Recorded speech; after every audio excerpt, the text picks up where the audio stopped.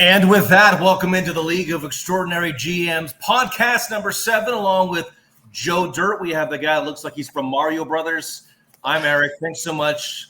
Look at our upgrades. We have evolved into week 7, unlike other teams who were going down in week 7. Our week 7 is fantastic, although it didn't start out, Warren and Chatham, fantastic for me because I'm not somebody who normally likes physical confrontations. But this afternoon, leaving the supermarket, ducking under a tree, I got into a fight with my car. Oh, yeah. Yeah, top corners. So it was just blood dripping down as then I walked around. Walked around in public a little bit, thinking I was like the coolest guy ever, even though I'm actually not. It's Tuesday night. You already know that if you're watching this live here with us on YouTube. Actually watched some baseball tonight. Congratulations to the Diamondbacks playing the Rangers in the World Series. And basketball's on too, but I don't really care about that until the Kings game tomorrow night. What are you guys up to? Around these parts, we're prepping for Halloween, which is in some ways the greatest holiday of the year, and in all other ways, the worst holiday of the year. I live in suburban utopia, except for during 4th of July and Halloween, because little heathens have no rules. And so they light fireworks and they run around, and it takes everything within me to not hit a child with a wiffle ball bat. And what's great is that for at least one more year, I have a child to walk around. I have Pauline to walk around. She's 6. And that's the only thing that's good about Halloween now in my life. I will enjoy this year. She won't care about me next year. And from next year on, I'm going to be in Vegas or something for Halloween, because Halloween in suburbia is god awful. But yeah, I'm not a grumpy old Mario looking guy. That's not me. What about you, Dirte? Well, I was born without the top of my skull. And I guess a little bit my brains was showing and it grossing everybody out. So my mom put this wig on me to cover it up. And then the bones grew together and got all infused and entwined. I mean, I don't want to get all scientific on you. Joe, have you ever heard of Halloween? No. This is just the way I look. So, Joe, what you're telling me is that you're so ingrained with white trash that your facial hair and your hair grows in all white trash like that. I mean, it sounds like it being sort of demeaning, but yeah, this is kind of how it grows in. Yeah. Mm-hmm. Okay. Patchy. Well, we're gonna patch together this episode 7. I'll give you an idea of what we're gonna be working on tonight. First of all, some Piccolo Pete's, but then after that, we're gonna get into how some football analysts maybe don't do the research that they should, maybe don't get into the numbers and the ideas of what the end result should be in something when you dig deep. Maybe they're a little bit lazy at points. Talk about 2023 Ricky redo. We do that. What would that look like? And then give you an idea of what we can expect for the rookie spotlight if we have time moving forward in this show. So that first topic, I mean, there's a lot of options to get your research out there, and not only from Joe Dirt and Super Mario Brother, but there are other platforms, other people, believe it or not, who actually like to do this. And some of them get even paid for a living. But Joe, I know that some of the people who you may have looked into might not be the best go-to people when it comes to what they provide. Am I accurate there? Yeah, so I'm not actually going to talk like a redneck all night long. That's exhausting. Especially since not everybody's going to be watching this stupid video.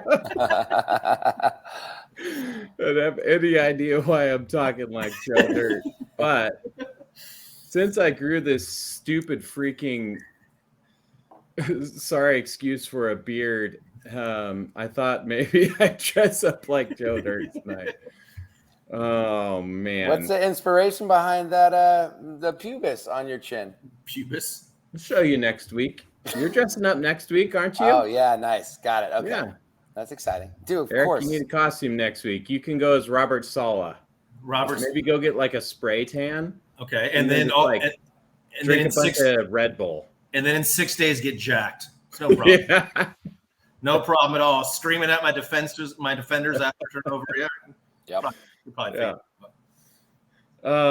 But yeah, so anyway, where were we? So yeah, football analysis garbage. is mostly garbage, not ours. Ours is top notch. Have you been to Yelp? I mean, it's 5 stars. Hey, we've got like 24 listeners and 1 subscriber. It's Wow.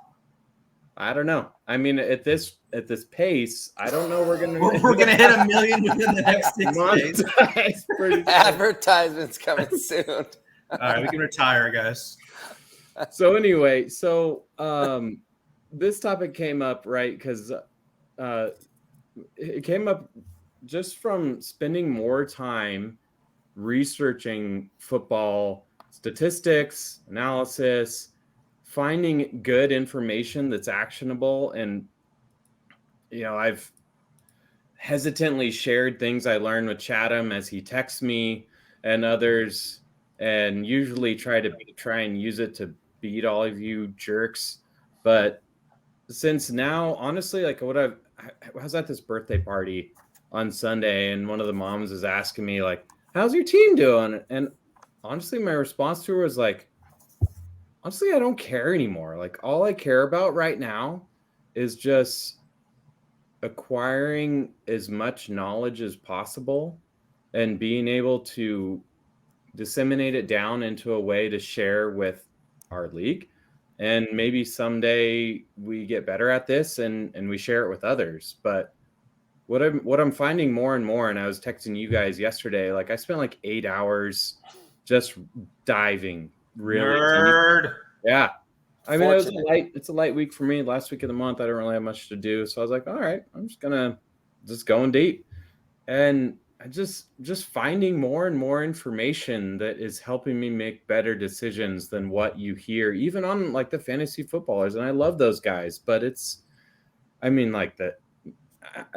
not a good idea to call out names. But what you now insert name. Most don't of what you hear, and it's really hard to take me serious with this wig and this cutoff. But most of what you hear is dirt, and not Joe dirt. That's not dirt. That's deer tag. So here's a great example, and I feel like I'm talking really long, so I'll try and move a little faster. But this topic this week was we're going to do this rookie draft redo, right? And so I'm looking at everybody's rankings, like where do they got these rookies now, and like all of these other wide receivers have already surpassed Jackson Smith and Jigba, and I'm like, bowl S. Yep. Why? When I drafted Jackson Smith and Jigba at the 3rd overall pick, I would have took him at the 2nd. I had no expectation that he would score any points for like 6 or 8 weeks. Some teams, that's the way it happens. He's also behind 2 elite productive wide receivers. So why would he step in day 1 and just command 10 targets? Like, that was never the expectation. And on top of that, less than 2 weeks before the season started, he broke his wrist. He had a cast on. I tried to figure out the day he actually had to take it off. I think it was after like week 2, but it's not published. He wore a brace at least through week 4. But anyway, I mean, imagine being a wide receiver with a freaking hard cast on your wrist. Like, I'm surprised he was even on the field. Like, he was supposed to miss 4 weeks, and he didn't miss any time. So that cast comes off, the brace comes off, Metcalf misses a day, and the dude breaks out. Like, I mean, so what we're going to talk about as we get into this rookie draft redo is like comparing production versus profile, which one is sticky, and trying to figure out over time, like, which one do you invest more in? Yeah. And I think to, again, echo an earlier comment you made from a prior podcast, I think the entire industry is built around redraft, right? So, yeah. So you draft JSN because of the draft capital and because of all the metrics that are coming out of college and how awesome he is.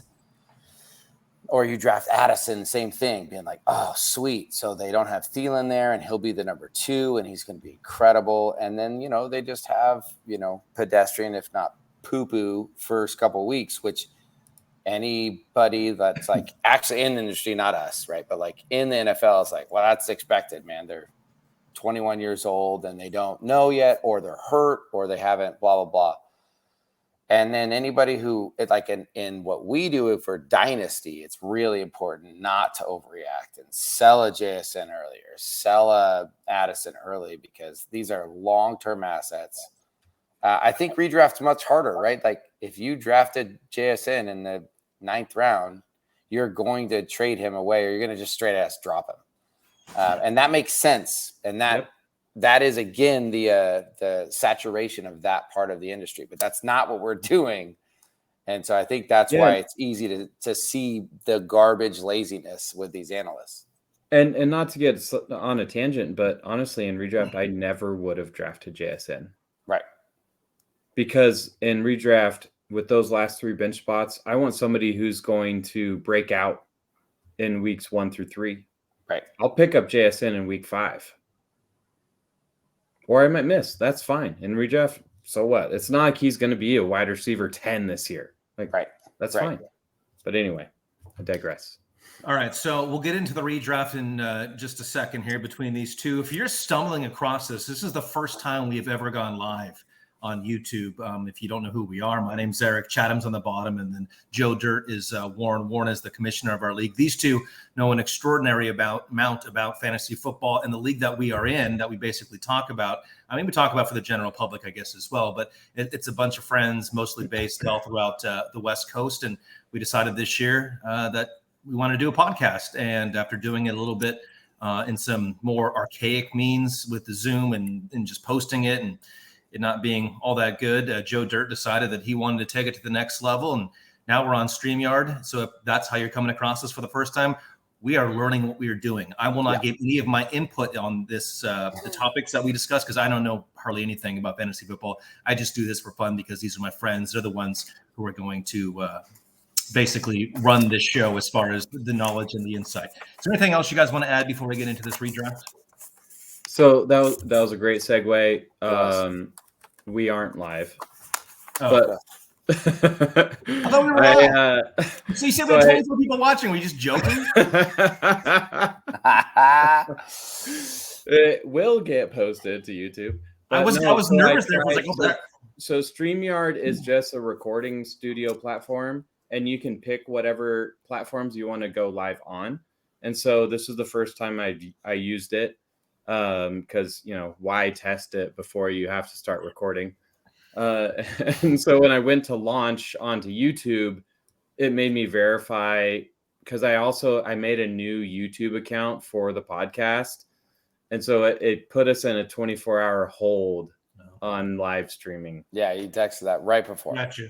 So we aren't live, but I don't really want to do a lot of video editing, so I might end up this anyway. Post the video and I'll edit the audio into a more concise podcast. But yeah, Ruck, if you want to launch us into that second sounder, I'm ready to rock, man. Okay, well, first, but let me just add though, if you are somebody then it comes across this particular podcast on YouTube and you say, hey, maybe these idiots are somebody that I'd like to join live. The plan is in the future that at 8:30 Pacific time on Tuesday nights, we will, at least for the rest of the season, be trying to do this podcast. So can't promise that's going to be the case, but if you want to check it out live, try that. Otherwise, just watching it in general is kind of mind blowing to us fools. So do you want to are we taking a little pause so you can put some more music in, or are we just jumping right into it? Yeah. Plays that funky music, white boy. Go. Go.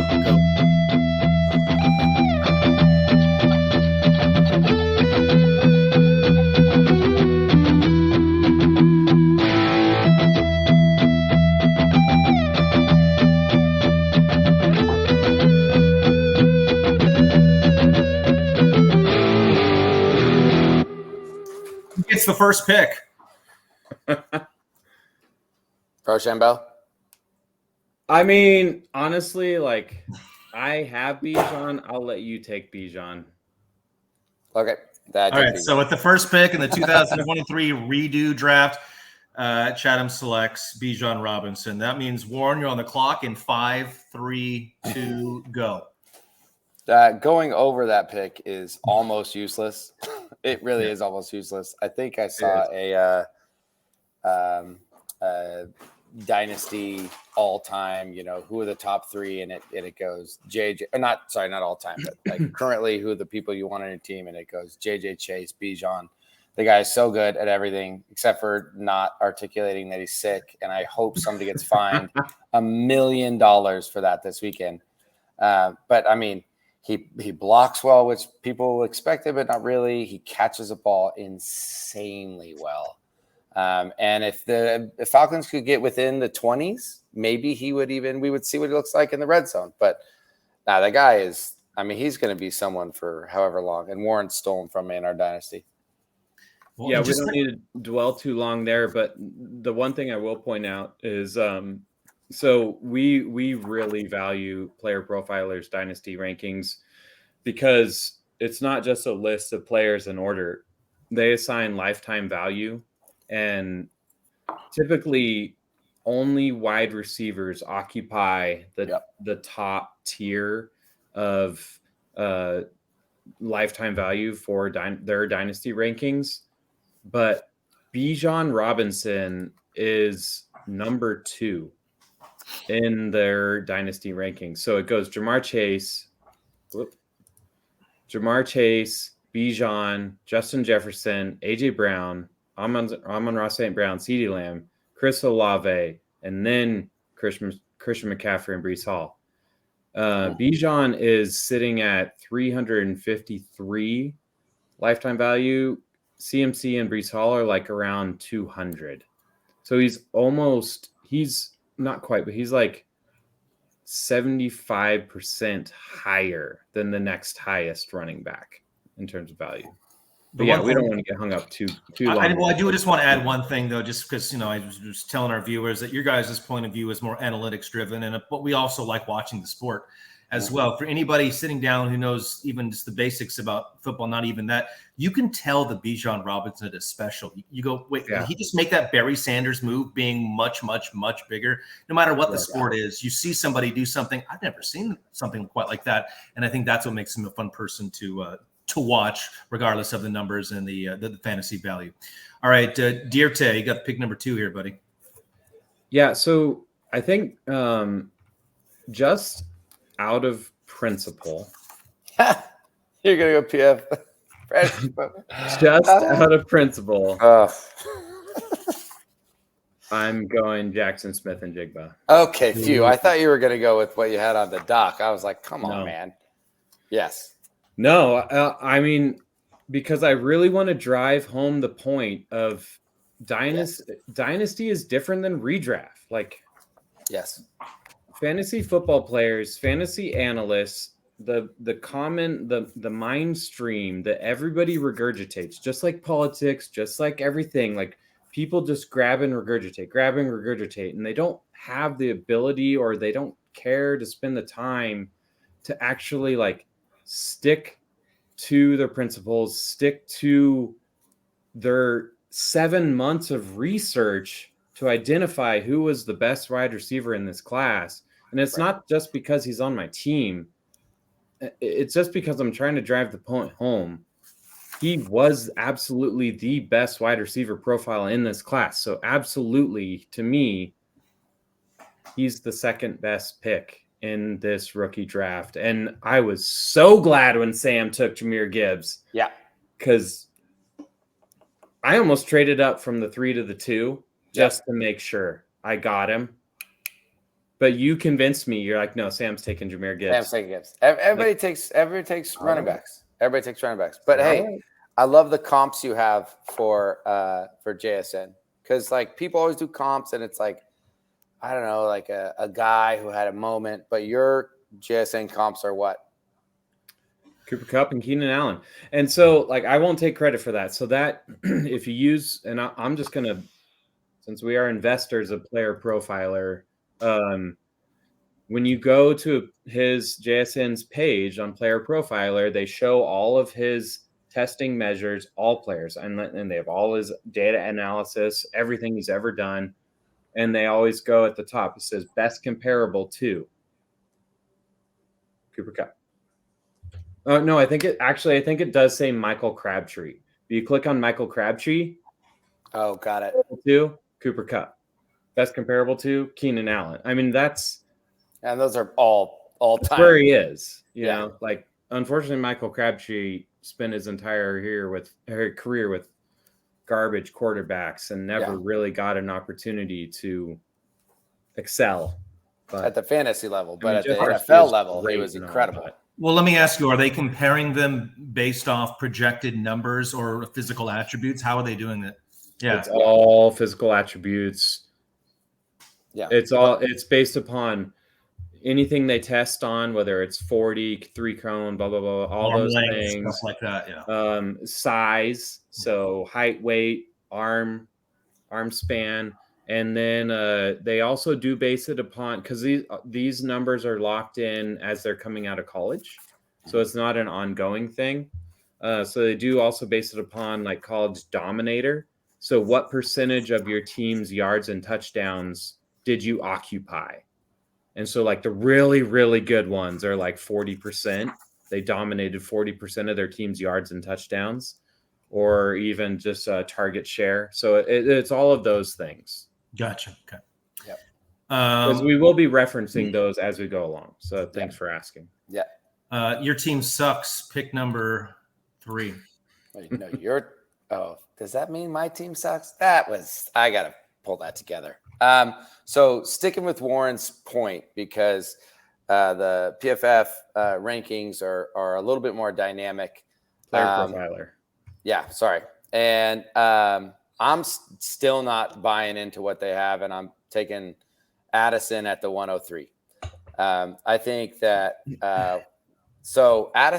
here's Addison's issue, right? So Addison had a massive breakout year as a sophomore, I believe, at Pitt, and won the Biletnikoff and best wide receiver in the world.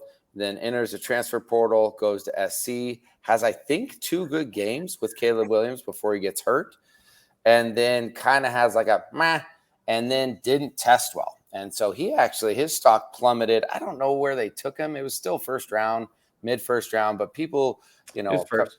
Yeah. They all went 20, 21, 22, 23. They all went 4 in a row. Yeah. So it was JSN. Once JSN hit, it was on. QJ. Yes. Addison Flowers. Yeah. And it was a bummer that Addison fell behind QJ, Quentin Johnson. No, bummer for the Chargers, not for the Vikings. And bummer for fantasy football. I mean, you would replace Allen. That's true. Right. And I think that's long part term.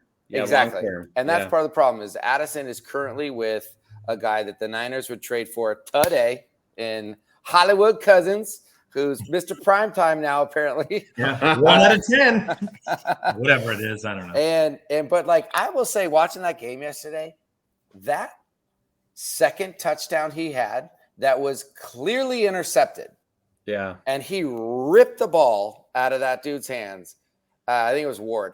It was like, okay, this is a dude. And so, I mean, his numbers still line up. They aren't JSNs. They aren't elite by any means, but he's smooth and he runs great routes and he wins the ball with his hands. And so, I mean, there are some people in this crowd that are pretty awesome, but I still think Jordan Addison is a pretty clear number 2 wide receiver. There are 2 more guys who are awesome as well, but I have him as the number 2 wide receiver, and I have him above the rest of the running backs. So the one thing I'll say about Jordan Addison is he's small. He's only 170 pounds. And so at that weight, it's 5'11 is fine. Like you can get it done at 5'11. That's fine. I mean, Antonio Brown, I think was 5'11 or 5'10. Brandon Ayuk's 5'11. Yep. But the weight's a problem in man coverage. The weight's a problem in press coverage. And so what was interesting, and you guys probably picked up on this last night against the Niners, The Niners are extremely physical. And so Minnesota designed routes for Addison to draw penalties. So there's 2 in a row. There was 2 in a row. I think it was in the third quarter. And so the first one was the fake 9 route stop and go. Mm-hmm. And Ward jumped it and hit him, right? Ward jumped it, but then like as Ward was jumping the first move, Addison turned right into him and was making his second move. And that drew a penalty because that was illegal contact, right? Because the ball was still in the quarterback's hand. He hadn't completed his route. I think that route was 100% by design. There was never an intention that he would go get open and catch a ball. Next, like 2 plays later, they spotlighted it on Monday Night Football. They showed Kevin McConnell telling the ref, watch number 3. I didn't see that one. Jordan Addison did the same thing. It was a double move. He cut across the inside, faked like he was going to get open, turned straight around, sprinted into Charvarius Ward. And the same thing. They called illegal contact again. So, 1, he's not good against press coverage. He's too small. He's going to get physical at the line, controlled. But Kevin McConnell's smart, so he's designing routes to utilize his speed to at least get penalties. And if he does break downfield, he will get open and he will have successful routes. But that's my only concern is just dude's small. He's very small. I mean, 173, 174, but he is 21, right? I mean, he's going to put on weight. He will put on weight. 15 pounds. Yeah. But at that size, and the other 2 guys, I mean, we're going to get to him, but Puka's bigger, but Zay's 5'9", right? So Zay hasn't had a game yet. Like we've seen at least an Addison ceiling that is impressive, a 2 touchdown game, and one of them he made himself. So I hear you on the. I mean, I think he'll always be a great number 2, and we see what happens as a number 2s, like a Waddle and a Higgins, who are way better than Jordan Addison. I think currently, like that's a pretty easy thing to say. You know, they have these spikes and they have these like, man, that's just not happening for the 2 today. Might be good for Addison that Jeffries is going to miss the next month or so he can feel what it's like to be that number 1, build up that trust with Hollywood Cousins, and then being even more effective number 2 moving forward, even though the expectations for the Vikings aren't very probably high the rest of the season. All right, I think we're going back to we got pick 4 now, and that's back to Dierte. Yeah, so I'll take Zay Flowers here. Zay Flowers. Who's on whose team? Chatham's team. Would you have taken him at the 3? No. I mean, I would have taken JSN over him. No. I mean, in this mock redraft, in this redrafting the rookies. I don't know, honestly. To me, those 2 are really close. Zay's ability to get open to me looks to be better. Yeah. He's definitely he's a lot faster. But he's also 2 inches smaller, which is going to be a challenge. But he could be Lamar's guy outside of Mark Andrews for 3 to 4 years. You know, he could command 120 targets a season for the next 3 to 4 years. Whereas Addison, he's in the highest pass volume team in the league, which is good for him.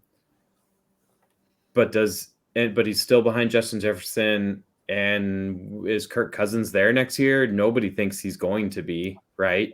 Even the rest of this year. So who's the quarterback there? So I think I would probably go Zay, just because of the security of the situation. Again, to another wide receiver that's still on the board, like that Rams situation makes me nervous. I don't know what the security is there. But yeah, I think I'd take Zay next here. Just watching him on the field, he's impressed me more than Jordan Addison has. Just like week one, one of our first episodes is like, come for the 11 targets and stay for the ankle breaking routes, right? Like, Yeah. just I haven't seen stuff like that from Addison, and which you shouldn't, because he's not nearly as fast. He's like a 4.5, 4.6 guy, whereas Zay is a 4.4 guy. Yep. Which is a big difference. I want to get your guys' opinions on both of this. So you just mentioned him being partnered up with Lamar Jackson. Is there anything special about his game that coalesces really well with Jackson's game? I mean, is he reliable on the route running aspect so Jackson can look into him to expect him to be open? Or is it when the play breaks down and then he's got that speed and that shiftiness that he can get open and be a target for Jackson, who's going to buy himself all the time he probably needs? So, I mean, currently Jackson's hitting him on routes, on planned plays. And my biggest problem, because I also have him redraft, I was super high on Zay because everybody's so high on the Ravens offense. But because he's so short, he is not being targeted at all in the red zone. And it really is between the 20s, 11 targets, 10 targets, 8 catches, 50 yards, 60 yards, 70 yards. And you're like, that's a fine day, but it's no booms.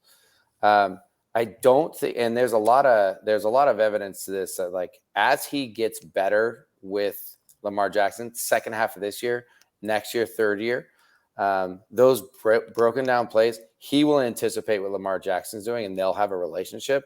And that is when I think he turns into a Hollywood Brown, like someone who, like, you're like, all right, so it's fewer targets, maybe in the same amount of target, 8 targets, but it's 8 targets for a $160 and a touchdown because he broke off and, a 55-yarder. And so I agree with Warren. I think while Lamar Jackson is the guy there, it's pretty exciting. And, if we were to do this again in a day, I might take Zay at the 3 and Addison at the 4. Yeah, Zay could be the best wide receiver that Lamar has had since. Little callback here. How far are we going back on Hollywood Brown? No, he's going farther. Further. Anquan Bolden? No. Okay, so he's there back. I like that. I got nothing. Michael Crabtree. First couple of years. Can't say his name twice without getting a Richard Sherman rebuke on that. So legally, we have to stop. Yeah. I mean, Zay and Hollywood are the same height, same exact draft capital. Mm-hmm. Does Zay have better hands? Because Hollywood always dropped the ball in big times. Zay dropped 2 big ones, not this week, but 2 weeks ago. It was a bummer because Lamar. That's the thing, is Lamar looks good right now. So I mean, Zay could really have a huge second half to this season, and then start out next year. And the Ravens, I mean, oh my God, what they did on Sunday, like, this could be a year for them. Yeah, it's good to see somebody actually get the bag and then show up and show exactly why he deserves it, because so many guys do. Mm-hmm. And then all of a sudden that production goes down south. All right, we are at, what is this, pick number 5? Well, we'll get through a first round. That's all we got. Okay, so 5, so that means we're back to Chatham. Yeah, so again, and I think this speaks a lot to new people into dynasty, sorry. Just the importance of a deep wide receiver pool, and really leaning into being okay with taking 4 or 5 wide receivers before you take a guy who is not a transcendent running back like Bijan. So I'm going Puka. As I mean, I lived out here in Newport Beach, and I will walk into class, and I've got this 8th grade boy, and we just like back and forth to each other, just Puka Nakua. He walked into class yesterday. He says, "I wish Puka was my father." The guy. I mean, pre-Cup, the target share and the contested catch percentages and all of that was off the charts. And everybody assumed, rightfully so, that when Cup came back, it was going to be a 1 and a 2, and it's not. I mean, it's not. It's a 1A, 1B, and Cup's still the 1A. I don't know what happened to Cup on Sunday. He dropped passes, which Cup has never done. But it was amazing because Stafford was like, okay, you're not on today. Watch this. And then Puka went off. I mean, that tiptoe catch on the sideline that he had where he put down like maybe 3 inches of his foot was incredible. By the way, Emily thinks this is 3 inches. It was like the most incredible. That dude, I think he's a dude. He's also huge, right? What is he? 6'2", 210 pounds. Yeah, he is amazingly large. And he's not fast or anything, but he's smooth and he has great hands and he has incredible skills with his feet. And so I actually think this ends my estimation. This ends the wide receivers. There are a couple dart throws, I think, second round guys we could talk about as we finish. But for me, it's like these are the 4 guys you want, and you would love starting them in the wide receiver 3 or the WT spot on your team, and your team would be real good. So this is where I'll bring in the player profile shade, right? So he and Cooper Kupp measure up about the same as far as size and weight go. They're both 6'2", both weigh a little over 200 pounds. But they're both about the same in the 40 time. So they're both of their long speed, sprint speeds about the same. But Cooper Kupp, he ranks in the 90 plus percentile as far as agility goes. And Puka is like down around 10 to 20 percentile, which isn't good. And so what I want to see evolve over time is on Player Profiler and other sites, if you just go to Puka Nakua's page or anyone else's, down at the bottom, you can see all of these advanced stats and metrics. So opportunities, productivity, efficiency, and win rates versus zone versus against zone and man coverages, right? And so for someone that isn't explosive, you will do okay against zone, because you just got to find the soft spot. If you're not explosive, you could struggle against man. So while Cooper Kupp is the number 1 wide receiver in the league at a 65% win rate against man coverage, because he does rank up there in the 90 plus percentile for his agility score, Puka is not bad. So he's 18th in the league. Win rate versus man coverage, he's down at 47%. So he wins less than half the time against man coverage. So that's I want to continue to watch that over time. See, maybe he'll get better and smarter against man coverage and maybe utilize leverage and things, but that's something to pay attention to. You know, I just want to see over time, like, for example, in Dynasty, I am not paying up for Puka right now. Mm-hmm.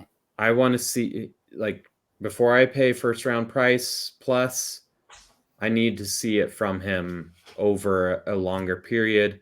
Honestly, I'd like to see it without Matt Stafford, because Matt Stafford he's a hyper focus. He's always hyper targeted his guys. Uh-huh. I mean, Kenny Golladay, right? Yep. Without Matt Stafford, garbage. Yep. And that's like, I'm not saying I'm out on him. I'm just a little bit reluctant, just a little bit. Yeah. And I do think too that, I mean, one, he's old. He's 22 and a half, and he played at BYU, and he wasn't a dominator at BYU as far as target share was concerned. It was his college dominator target numbers were pedestrian at best. But even at 22, 6'2", 210, he's still running a 4.6. His speed score is really high. And I mean, while Matt Stafford and Cooper Kupp are boosts for him in fantasy, I also see them as boosts for him as far as like mentors bringing him along. For sure. Yeah. But to your point, who's the next quarterback? Like, would you see him being successful with Daniel Jones? Which, again, for the Galladay thing, like Daniel Jones never played, or Galladay never played again. So, yeah, I know. And then Puka, what he has going for him, which Adam, you just alluded to, is the fact he's a big dude. You were just saying Zay Flowers is not very big. That's going to kill his red zone production. For Puka, that could be potentially the opposite. You find that big body that you like to connect with inside the red zone. Warren, we're at pick number 6 now. I think we need to speed this up. Sure. So I'm going to go fast with this one, and I'm going to make this pick just to put pressure on Chatham. I'm going to go with CJ Stroud. Oh, damn it. Damn it. Because I want Chatham to have to pick the running back for me. I'm not going to say much here other than screw the S2 test. CJ Stroud is legit. Right. Yeah. He is going to be better than Trevor Lawrence. No doubt. Okay. Next. Can't say that for a lot of Ohio State quarterbacks. Any of them. First one ever. It's the first for everything. He's going to help Justin Fields stay employed in the league. Put a pin in that one. Pick 7, Chatham. Nope. No, I pass. Trade down. I trade for the next 2. Okay, so you trade down to 9, and I'll take. I'll take. So what? That's 6. So I'll take. I'll give Warren the 7, and I get his 8 and 9. Yeah, I don't know, man. I mean, honestly, it has to be HN because, one, I think that Gibbs, as far as everything was, going through the draft cycle, whatever, he hits all the. He hits all the stuff. He's super fast. He played in a pro system. He got the world's greatest place to land for a wide running back. That's a lie. Behind Bijan. Bijan was the best. There's no doubt that he can catch the ball. And he's crazy explosive. And he has all these 30-yard plays already in his career. But I got a lot to say about Achan. So since we're going to go fast, let me rattle off these numbers. Yeah.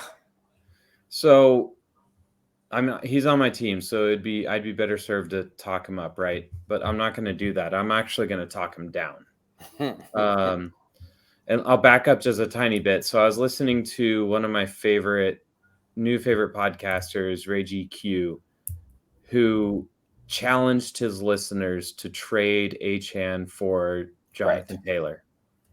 Oh, for Taylor. And so I was like, I just popped it into the trade analyzer and I sent it to Tommy. And it was Jonathan Taylor's around 200 lifetime value and Achan's 170. So I just sent it to him and I just said it wasn't here's my offer. It's just what do you think? Isn't this interesting? I was starting a conversation because I would absolutely rather have Jonathan Taylor.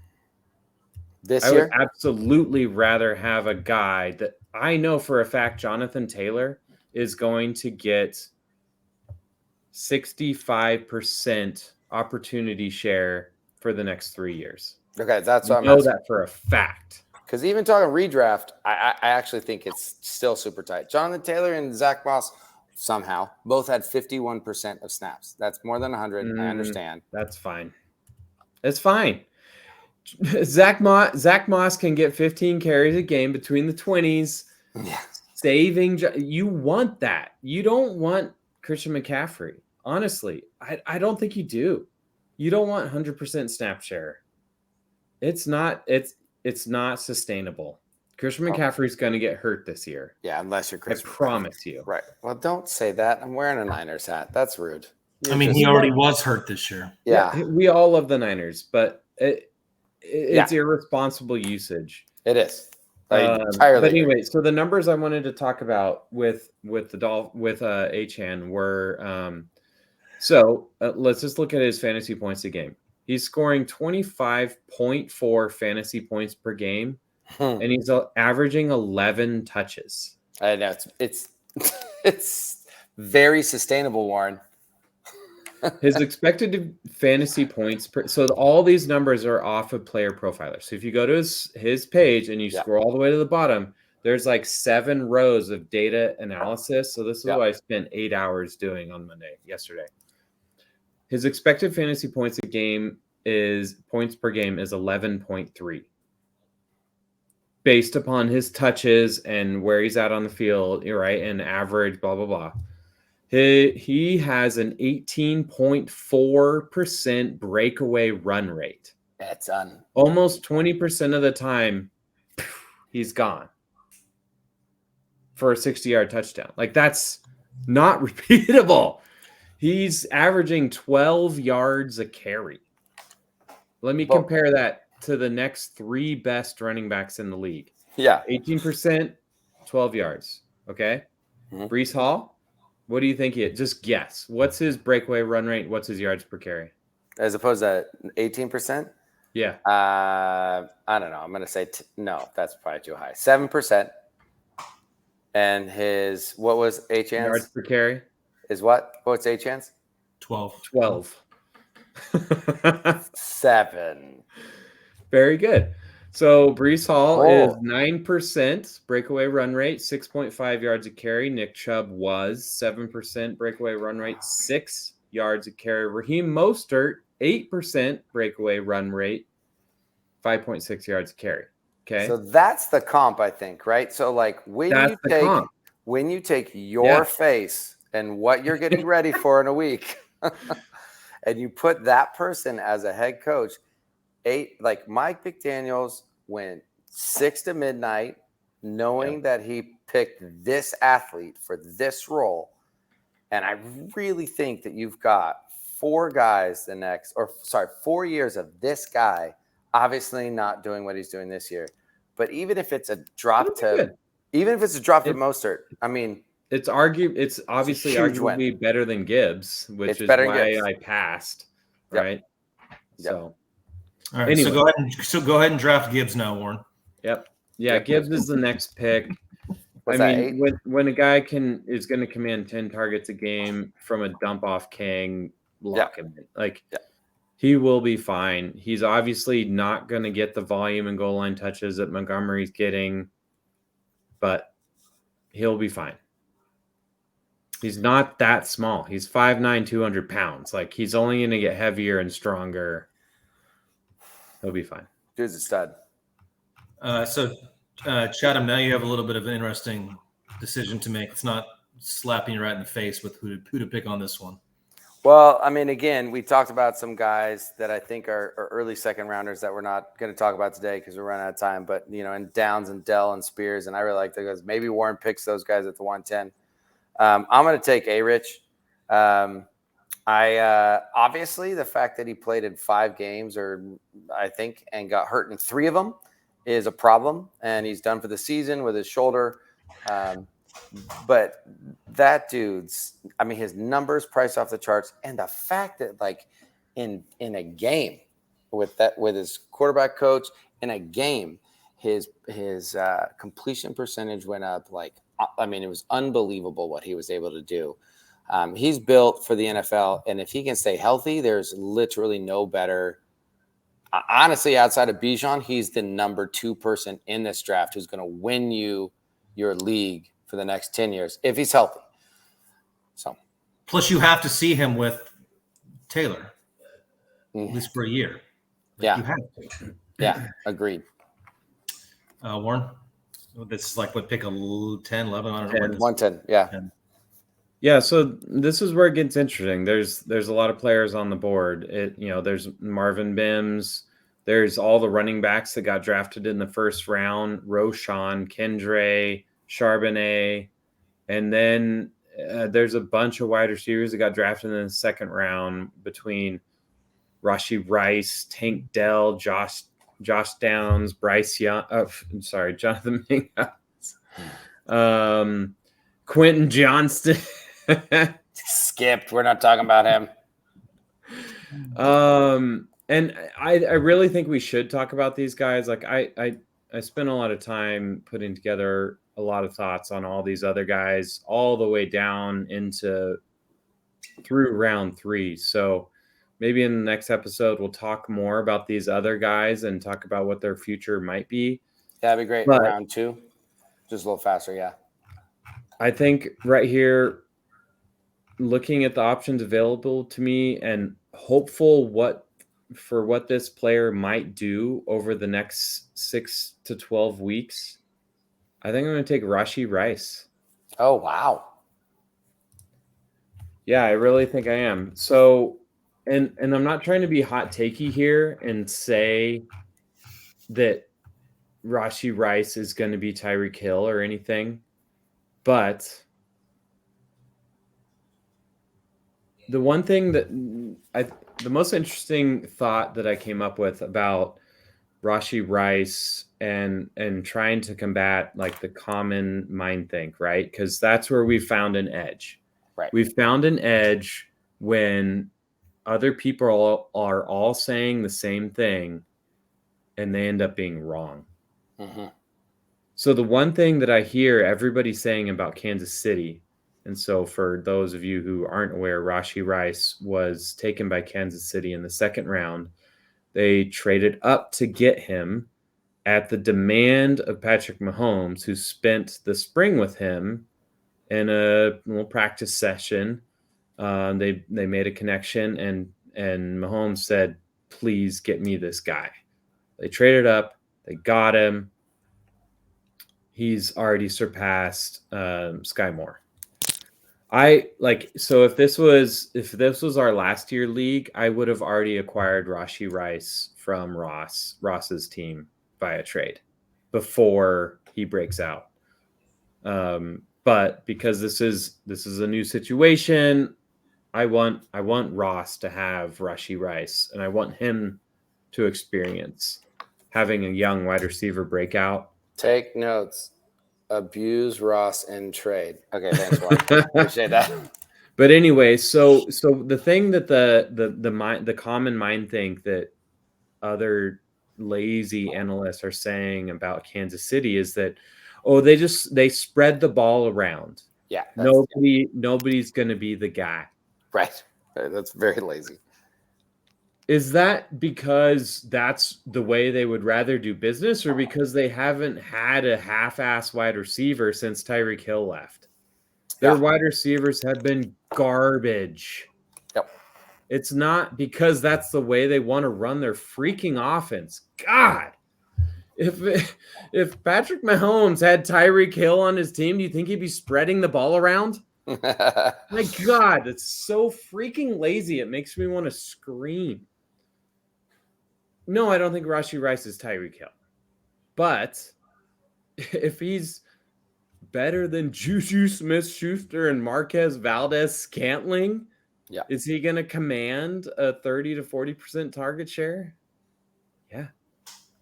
Well, especially with that one impressive girl's boyfriend being on the team as he gets older. He's 33, dude. I know. He's already old. And he's old. And so, I mean, he is demanding his target share. I mean, to your point, right? Like, how often does he get the ball a game? I will say my only counter would have been I would have taken Tank Dell over because, one, I believe in Stroud and I believe in that young offense. But Tank Dell's old and he played at Houston, which is cockapoo. He's really tiny. And he's so tiny. He's 5'8", 165. But he, I mean, if you're looking for all the things, right, his college dominator was damn near 40. Yeah. And he's already done it with a really good number one. Nico Collins is a very good player on his team. And so that would have been the guy. And then I thought you were going to go either Dell Downs or maybe Spears. And then I had Rice behind. But I like it. I mean, I totally agree with you.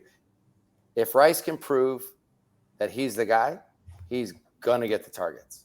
And I don't know about 30%, but even at 22%, I mean, that is so valuable when Patrick Mahomes is throwing you the ball.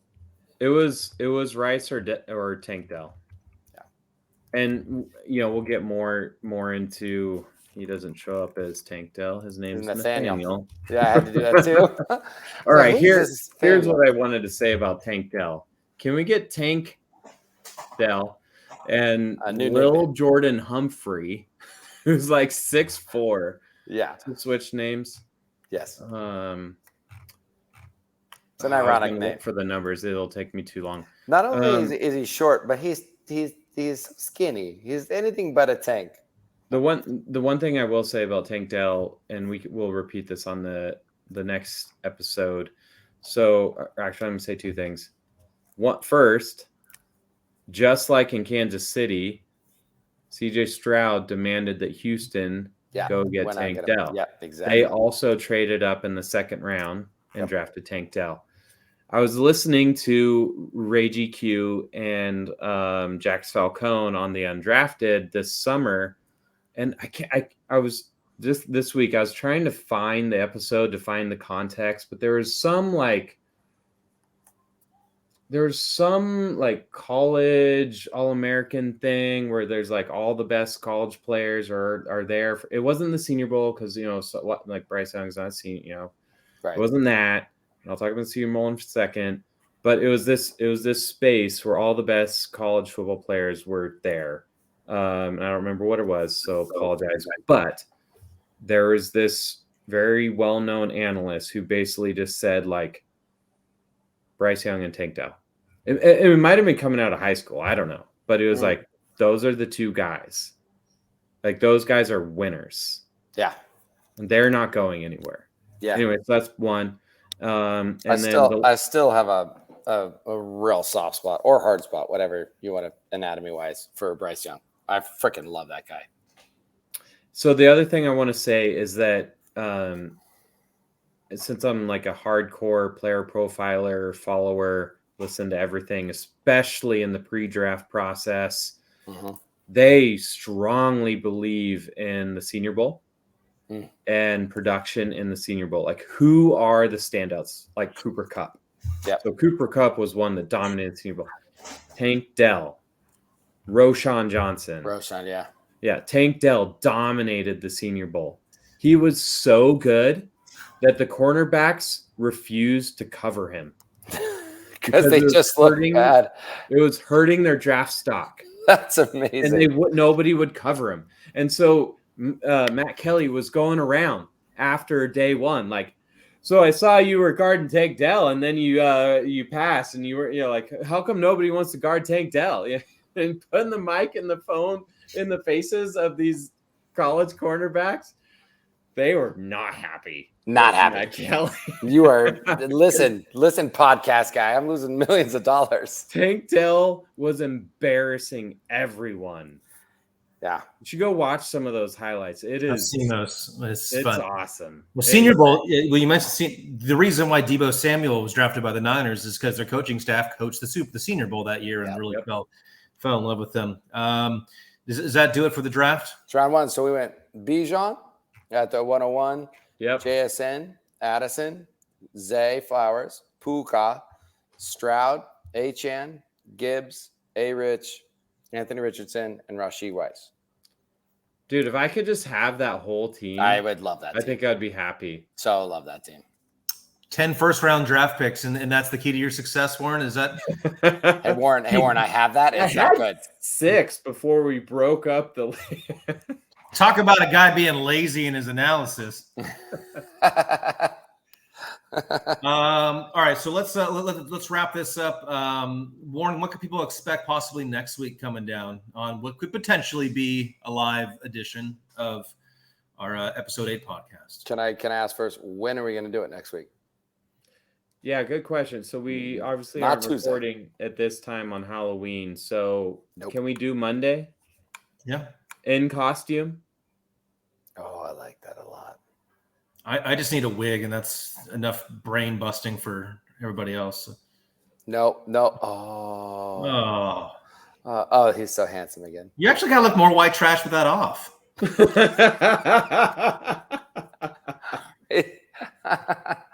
pulling off like the romance novel thing with that on, with like the shirt open. It's like, Yeah, he's like Oklahoma Fabio. yeah, exactly. It's Seattle wet nights. Oh, Jesus. All right, so we can't promise exactly when we're gonna do our first live episode, but we'll figure it out all off stream, and then but you can expect it probably no later than Tuesday or Wednesday. Yeah, next Monday week, sounds regardless. awesome. Monday sounds great. Let's aim for Monday. Okay, Chad, anything else you want to add before we end? I love you guys. This is fun. We're nerds. It was fun. Yeah, this was good, and thank you to Joe Dirt. He is not only a piece of trash, but he's also an IT expert as well, and figured out how to do all this StreamYard stuff on his very first try. So Keep on keeping on. Just keep on. he's gonna go. He's gonna I go. had a good Joe Dirt one. Hold on. I think it's my favorite. Might as well ask why a tree's good. Why is a sunset good? Why are boobs good? Right on. You're Joe Moody, right? I'm Joe Dirt. All right, go sit in a Piccolo Pete. We'll see you next time.